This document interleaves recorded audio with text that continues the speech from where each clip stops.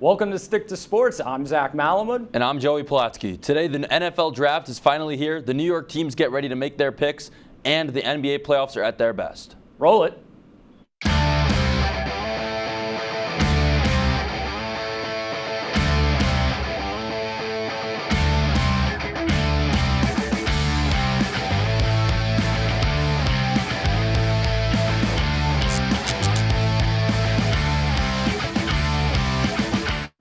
The 2022 NFL Draft gets underway on Thursday in Las Vegas. The number one overall pick belongs to the Jacksonville Jaguars. The Jaguars are at number one overall for the second straight year after going 3-14 during the 2021 season.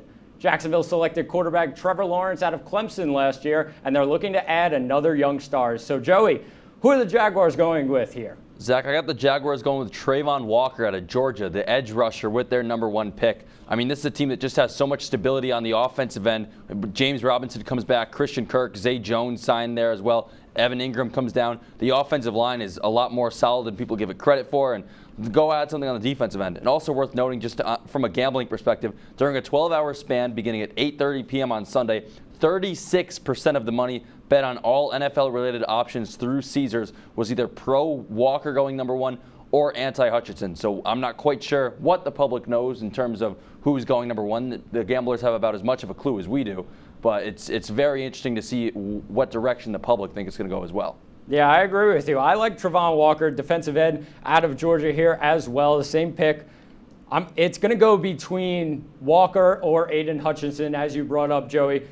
There's rumors saying the Jags still haven't made a decision. That makes me think that it leans more towards Walker than Hutchinson. So that's the top player on the board, though, in Hutchinson that they might be passing up. I think Walker, though, you compare either of them with Josh Allen, the linebacker who's been solid in Jacksonville for a couple of years now. That's a great duo on the outside. And the graphic told you the draft picks recently for Jacksonville, they have one of them still on their roster. The other two, Leonard Fournette and Jalen Ramsey, went elsewhere, got a Super Bowl.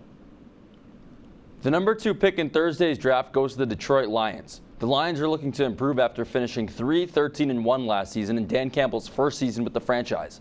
The Lions are hoping to continue some momentum after last season's Week 18 win against the Packers. Given Detroit's current roster and Coach Campbell's kneecap-biting mentality, Zach, who do you think's heading to the Motor City? We probably will be on the same page here now. With Walker going number one for us, it's got to be Hutchinson here. This is the top guy on the board, though. And Jacksonville might pass him up, but it would be unbelievable for Detroit to grab him. But you look at the history at number 2 overall. That's great company, you would say, for the top player on the board. If he goes to Detroit, joining Ndamukong Suh and Calvin Johnson, Hall of Famer and a 5-time All-Pro. At number 2, that's really good. The local guy, though, he went to Michigan University, and he had 14 sacks last year, 3 of them against Ohio State. This guy is unbelievable, and what a pick it would be. Yeah, I'd really be joining some elite company, like you said, future Hall of Famer in Ndamukong Suh and current Hall of Famer Calvin Johnson. But yeah, I'm with you here. It's going to be Aiden Hutchinson, Big Ten Defensive Player of the Year, played all 43 games at Michigan, born a half hour from Detroit, played college football 45 minutes from there. It seems just so perfect. And drawing comparisons to J.J. Watt as well, the head strength coach at Michigan was at Wisconsin when J.J. Watt was back there, said they bring that same intensity and motor. So I think he's going to bring that motor up to the Motor City. On to number 3, as the Houston Texans are continuing to rebuild after trading quarterback Deshaun Watson to the Cleveland Browns this offseason. Houston has had 1 first-round pick in the last 4 NFL drafts, and it was offensive tackle Titus Howard at number 23 overall in 2019. Shout out to Bill O'Brien for destroying this franchise. But Joey, with a lot of talent on the board, who does Houston take at number 3? I got Houston going to Cincinnati to go grab Ahmad Sauce Gardner from the Cincinnati secondary. This is a guy who, I mean, Houston might have their QB of the future in Davis Mills. You're probably not going to go O-line with still question marks around your offense, but the Houston also still has the 13th pick. They could go down and get another real solid guy. This is a guy that met with Lovie Smith after his pro day at Cincinnati, really hit it off there. And I mean, Ahmad Sauce Gardner, 0 touchdowns allowed in his 4 years at Cincinnati. 6'2" guy with a 6'7" wingspan as well.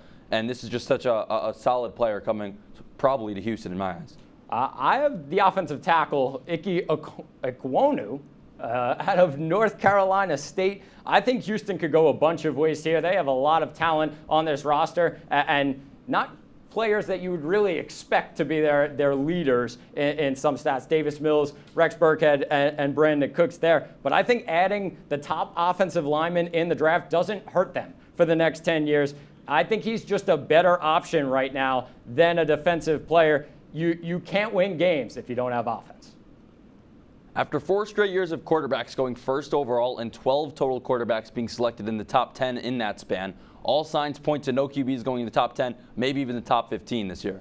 While there's no real consensus on the best QB in this year's draft, the top 3 seem to be Kenny Pickett, Malik Willis, and Matt Corral. Zach, which of these 3 guys do you have going first? Where do you see them heading? I have one of them going in the top 10, even though the rumors might not say so. I'm going with Malik Willis. I think he will go to the Carolina Panthers at number 6 overall. We see 4 of them right there. Malik Willis, Kenny Pickett, Matt Corral, and even add Desmond Ridder to the list out of Cincinnati. I think that the Panthers look at Malik Willis and they see a little bit of Cam Newton. And I think that intrigues them to go out and grab a quarterback. You don't want Sam Darnold for the next 5 years as your quarterback. Get one now. Yeah, Zach, personally, I have Kenny Pickett going to Pittsburgh as the first pick in the first quarterback going in this draft, with Big Ben retiring now and Kenny Pickett playing all those home games for Pittsburgh at Heinz Field. It just feels so perfect. Same thing as Aiden Hutchinson going to the Lions, staying home. And in terms of the Carolina Panthers, I think they might go get a guy like Baker Mayfield to come down there to Carolina this year. But yeah, I'd go Kenny Pickett staying at Heinz Field this year, and same thing as Aiden Hutchinson, just staying home.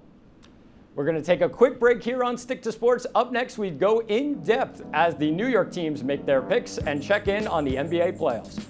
Stay tuned on WTOP 10.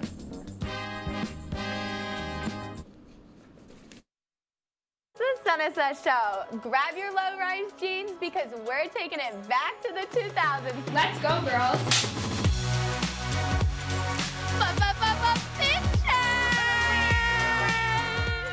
Us and low-rise jeans together. One of the boys, boy.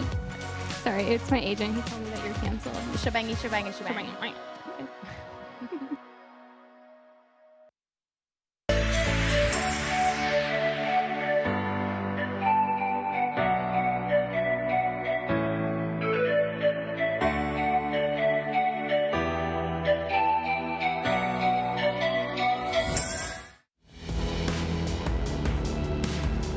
Welcome to the burial ground.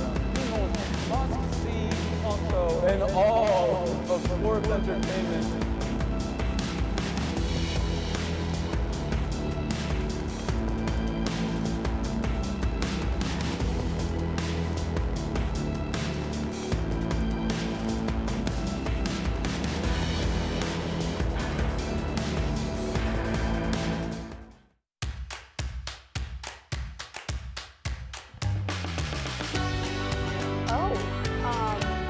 Welcome back to the Crown of Lake Show, where we talk about anything and everything going on in our lives and yours. Well, my birthday was November 13th, so it's been quite some time. I think at the end we saw him get up. I did that. It's a winner, and I did bring you sweater for everyone. There you go! I know your dreams. You started the paper throwing, just the immaturity. You lost before you even argued. Pretty insane that the Clippers, 10 of the last 11 postseasons, they're in there. Welcome back to Stick to Sports. The New York Jets sit at both the number 4 overall pick and the number 10 overall pick in the 2022 NFL Draft. The Jets are looking to add some pieces around second-year quarterback Zach Wilson. Zach, who do you have the Jets getting at 4, and what should their strategy be at number 10? So first off, if things go to plan in my mock draft that I made, I think the Jets will end up getting Kayvon Thibodeau. And he's a defensive lineman out of Georgia, and as an edge rusher. I think the Jets need an edge rusher here. That would be the best player available. For number 10, I think the Jets look for a wide receiver, though. They need that guy next to Corey Davis to give Zach Wilson another option on the outside. I have Garrett Wilson actually going to Atlanta at number 8. How about Jameson Williams? I know he tore his ACL, and he was unbelievable for Alabama this season, and the ACL could drop his draft stock. But putting him around these draft picks, obviously Sam Darnold not there anymore, but Zach Wilson, Quinnen Williams, add Jameson Williams to that list. Zach, I think the Jets are in a lot better spot than people might give them credit for. Just with Zach Wilson, being optimistic about your rookie QB after one season, especially in New Jersey with the Giants and Jets teams, is a lot easier said than done recently. I got the Jets going Kayvon Thibodeau with their 4th overall pick. The offense seems pretty set. They just need that defensive help. Then 10th overall, I'd have them going Derek Stingley Jr. out of LSU. We know how established these defensive backs are out of LSU. I think they could go get Stingley Jr. there. On the other side of MetLife, the New York Giants are at the number 5 overall pick and the number 7 overall pick in the 2022 NFL Draft. The Giants pressed the reset button this offseason with a new general manager and a new head coach. Joey, what should the Giants look for at 5 and 7? I think at number 5, the Giants should be looking for Evan Neal out of Alabama. 6'8", 337, another big body up front. He's played in big games, and when you look at some of these offensive tackles that are kind of at the top of the draft board right now, none of them are from as big of schools as Alabama. And heading into that New York metropolitan area, playing for the Giants, you need to be able to handle that pressure and that media that everyone always talks about. I'd say Evan Neal has played in big games, going to be able to handle that spot, and would join Andrew Thomas, the 2020 4th overall pick, would really solidify that line. I agree with you. I think at number 5, they got to go with Evan Neal. They get the offensive lineman. I have Ekwonu going to the Texans, so that leaves Evan Neal out of Alabama for the Giants. And at 7, I think based on different things that would happen, I think Ahmad Sauce Gardner falls to the Giants at number 7. That would be an absolute steal if they got him to add to all the new guys that they brought into the front office this season. The good team in New York picks. Joe, you're a Giants fan, right? Yep, I love the Sauce Gardner pick. Okay. But I'm a Jets fan. The good team in New York picks at number 25 as the Buffalo Bills look to finally get over the top in the AFC. Joey, there's not too much to say here. What should Buffalo look for at number 25? In my eyes, for the longest time, the biggest glaring hole with this Buffalo Bills team has been the running game. Moss is average at best. Go get someone that's going to push you to that Super Bowl level. The passing is, like we know, with Josh Allen, Stephon Diggs, it's through the roof. Go get a guy that's going to run the football, space the game out a bit more. My guy for them is maybe the number 1 guy in this 2022 draft in Breece Hall out of Iowa State. Chris Sims said they're having a little love affair between the Buffalo front office and Breece Hall. He's the top running back in the draft. Go mix up the passing game. Go get a running back, whether it be Walker or Breece Hall. But I'd say Breece Hall is probably a little more projectable than Kenneth Walker. I don't think the Bills have a real shot at a top wide receiver in this draft. At 25, I think cornerback is the move. I like Andrew Booth Jr. out of Clemson. He's very good in press man coverage. Levi Wallace is gone. Tre'Davious White is coming off a torn ACL. Booth would be perfect for the Bills secondary. The Boston Celtics completed the sweep of the Brooklyn Nets courtesy of a 116-112 win tonight behind 29 points from Jason Tatum. Brooklyn shot 51% from the field while Boston was 47%, but the Nets were just 59% from the free throw line on 29 attempts tonight. Zach, I'm not sure anyone really saw this Celtics taking the series in a sweep, but what do you think led to Boston getting such an impressive first-round result? It was all Celtics in this series, and they won it 4-0. They got the sweep. They just had more depth, and Tatum, Brown, and Smart are locks in the starting lineup. How about Williams, Horford, Tice Pritchard, all came off the bench. Great minutes every single game. The Nets struggled to keep up with that depth, but I don't think it would have been any different if they had Ben Simmons in their lineup. Yeah, he brings rebounding and the passing ability as well as other things on the floor, defense especially, but no way around it. Simmons was a waste for the Nets this season. Yeah, I agree. It was definitely the depth heading in this series. The Celtics are just so deep with Brown, Smart, Tatum, Robert Williams coming back tonight, Peyton Pritchard off the bench. There's so many guys that can hurt you. The Nets are a two-man show. Bruce Brown really didn't do a whole lot. Blake Griffin, a decent defender, but as you say about, I've heard of before about Ben Simmons, if the hoop didn't exist in basketball, he'd be one of the best players on earth. But Simmons coming back probably wouldn't have helped the Nets too much this series. The New Orleans Pelicans even their series against the Phoenix Suns at 2-2 after last night's 118-103 win behind a 30-piece from Brandon Ingram, as well as a 26-15 effort from Jonas Valanciunas. The top-seeded Suns are without their leading scorer Devin Booker, and the door is wide open for the Pelicans to win this series that's now turned into a best 2 out of 3. Zach, who do you see coming out of this series? I see the Suns taking this one, but not by much. I think the 2 home games is huge for Phoenix in this one, especially without Devin Booker in Game 5. Getting the crowd into it is going to be really big for the Suns team. They've really struggled without Booker, and it was only a couple games, but what a story the Pelicans would be, though. Not a huge fan of the play-in, but that would be unreal beating a 1. Yeah, I honestly have the Pelicans getting out of this series. I think Devin Booker, obviously being injured now for the rest of the series, is going to be what gets the Pelicans over the hump. I'd love to see CJ McCollum and Brandon Ingram, a couple of guys that were, Ingram with the Lakers earlier in his career and McCollum with the Blazers. I'd love to see them get some deeper in the playoffs. The Minnesota Timberwolves defended the home floor Saturday night in a 119-118 victory against the Memphis Grizzlies behind 33-14 from Karl Anthony Towns. On the Memphis end, Desmond Bane has been real impressive in this series, leading the Grizzlies with 23.5 points per game, including a 34-point burst in Game 4. Zach, who do you have winning this extremely exciting series? I think the Grizzlies will end up taking this one. I'll touch on the home teams in playoff series a little bit later in my best bets, but the Grizzlies are just too good at home this season. Game 1 was a feeling out game. I know they lost Game 1. It was a feeling out game in the series, but the Grizzlies are different now, and Bane will definitely show up with Ja on their home floor. Yeah, I'm with you. I have the Grizzlies taking this just because, like we were saying about that Celtics-Nets series, it's the depth. When you have a guy that's probably your third or fourth option throughout the regular season leading right now, they're in a great spot to go take the rest of this series and try to open it up, get into this next round. And John Moran's going to go crazy in his last couple games. We know that. We have to take a quick break, but when we come back, Zach will be joined by Ben Diamond. Don't go anywhere. You're watching Stick to Sports.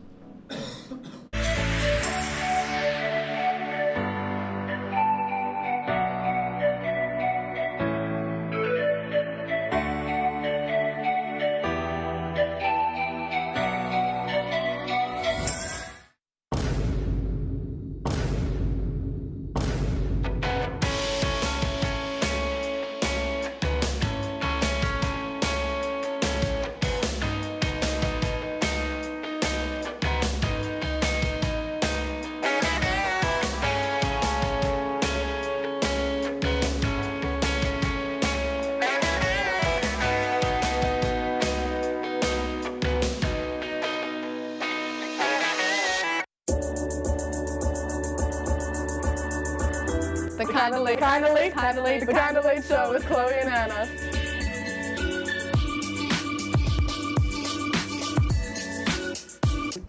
Like licorice, Twizzlers, absolutely nasty. The thought of turkey is just nauseating. I think you're wrong, is what I think. You think I'm wrong a lot of times. I do think you're wrong a lot.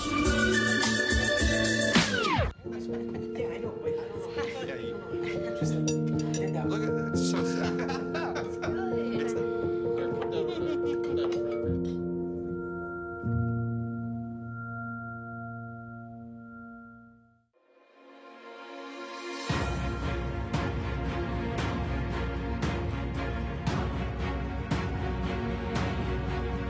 Here's our weather elements, and we're supposed to be on Saturday. And that's all.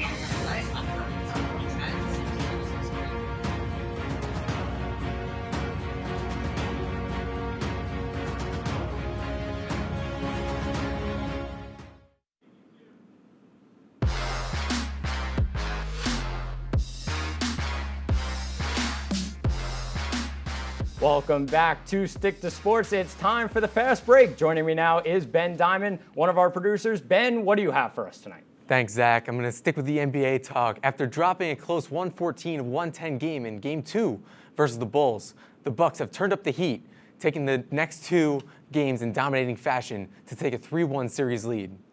With the injury to Chris Middleton early in the series, Giannis Antetokounmpo and the rest of the Bucks team have shown that they are still one of the better teams in the East, even without Middleton.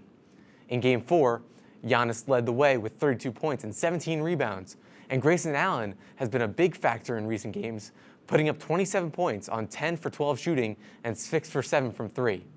The Bucks now wait to finish off the Bulls in Game 5 on Wednesday.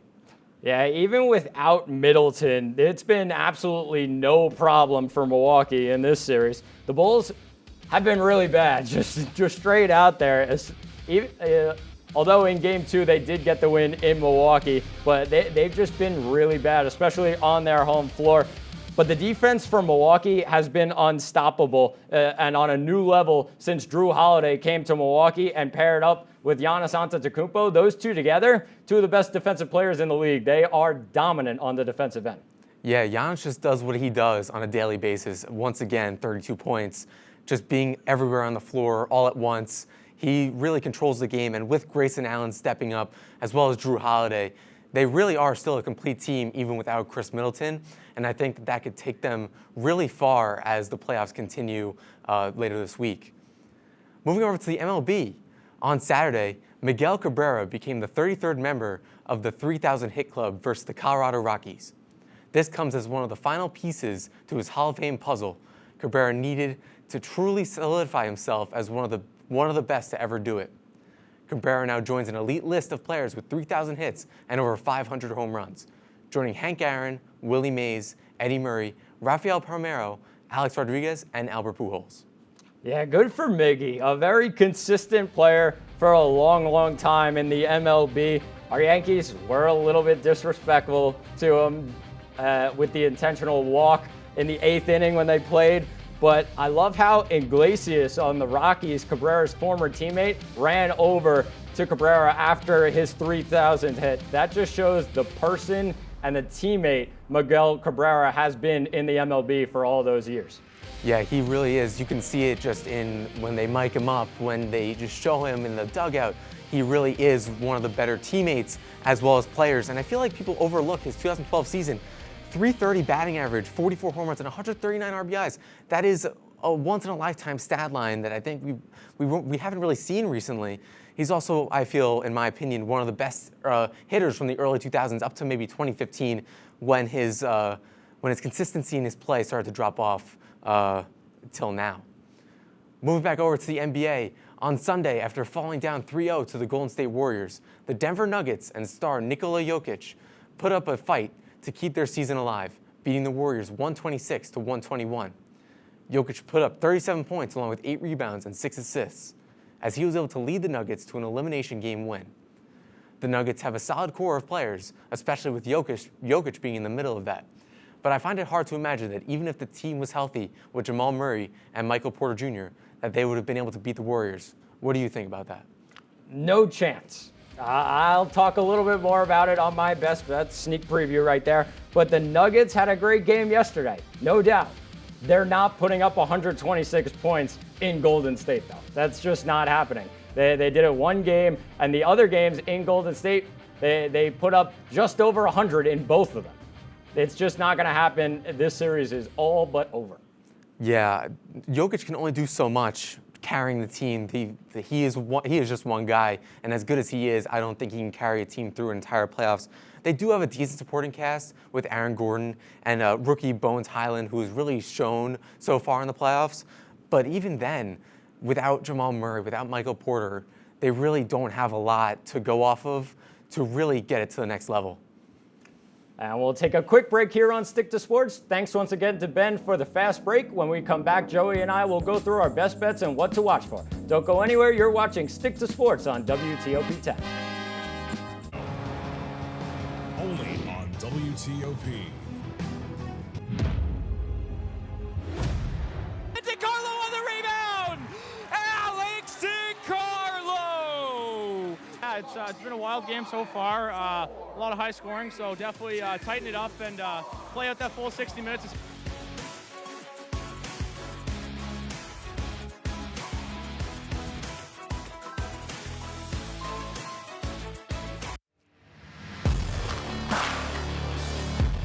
Welcome back to the best show on WTOP 10. Out on our own Oswego. Did you hear that Bad Bunny's going to be in Canada over spring break, you know? I heard that one. Drink cognac. The week.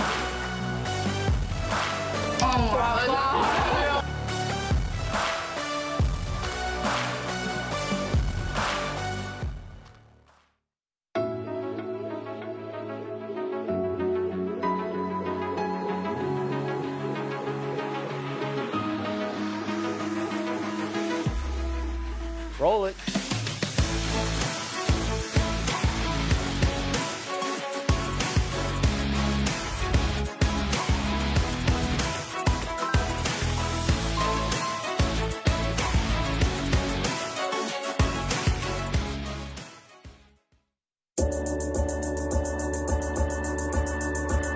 The Kinda Late Show with Chloe and Anna.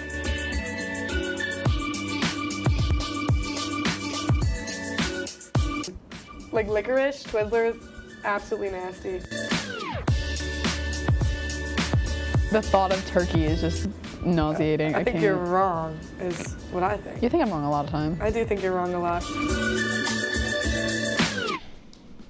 Welcome back to Stick to Sports. My what to watch this week is not just postseason basketball, but specifically the Western Conference section of these NBA playoffs. All 4 series in the East have teams leading 3-0, 3-1, or tonight's Celtics sweep over the Nets. Not to discount the East, but it's already guaranteed all 4 series in the West will need to go 6 games and maybe even 7. The atmosphere in the arenas out in the West Coast have been insane, but the star power on the floor matches it. Phoenix without Devin Booker is trying to fend off Brandon Ingram, CJ McCollum, and the Pelicans. Nikola Jokic is trying to single-handedly come back against the Splash Brothers. Jalen Brunson has become a breakout star as he takes on a Jazz team trying to end their playoff woes. And I could go on for days about the amount of young stars in that Wolves versus Grizzlies series. If you're not watching playoff basketball this week, just not really quite sure what you're doing, the NBA West Coast playoffs are going to be the spot to be. No doubt, Joey. My what to watch this week comes in the MLB as 2 of the best pitchers in the American League go head-to-head on Saturday afternoon. The Oakland Athletics host the Cleveland Guardians in what will be the second game of a 3-game set on the weekend. Frankie Montas is on the mound for Oakland, giving up just 5 total hits and 13 strikeouts combined in his last 2 starts. Shane Bieber is on the other side for Cleveland, posting a 0.69 whip and a 2.25 ERA 3 games into the season.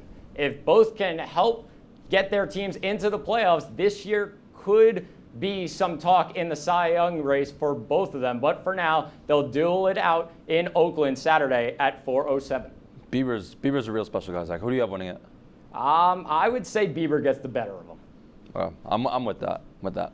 Now moving over to our best bets. My best bet, as shocked as I am to say this, is the New York Mets on Wednesday. The Mets have been one of the top teams in baseball in the young season, and believe it or not, the lowest ERA on the team isn't Max Scherzer. It belongs to Carlos Carrasco.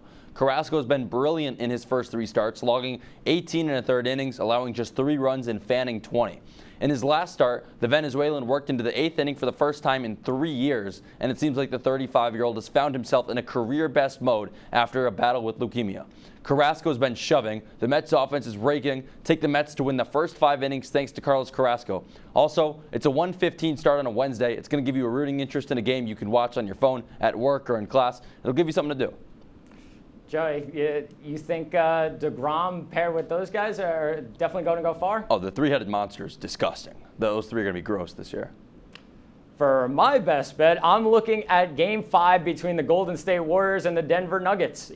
I did this last week with the Grizzlies picking a home favorite after a loss. This series was over when the Warriors went up 3-0. Wednesday's game will not be close. Since 1984, Joey, teams up 3-1 going into Game 5 are 126. The Warriors are not letting up 126 points to the Nuggets on their home floor. I said it before, and with the Warriors winning by 16 and 20 in games 1 and 2, give me the Warriors spread at -9. I know that's high, but -9. Lock it in. Game 5 on Wednesday night. 126. There's a number. There you go. I'm sold. I'm sold on it. Oh, yeah. That's all we have on this episode of Stick to Sports. Be sure to tune in next week right here on WTOP 10.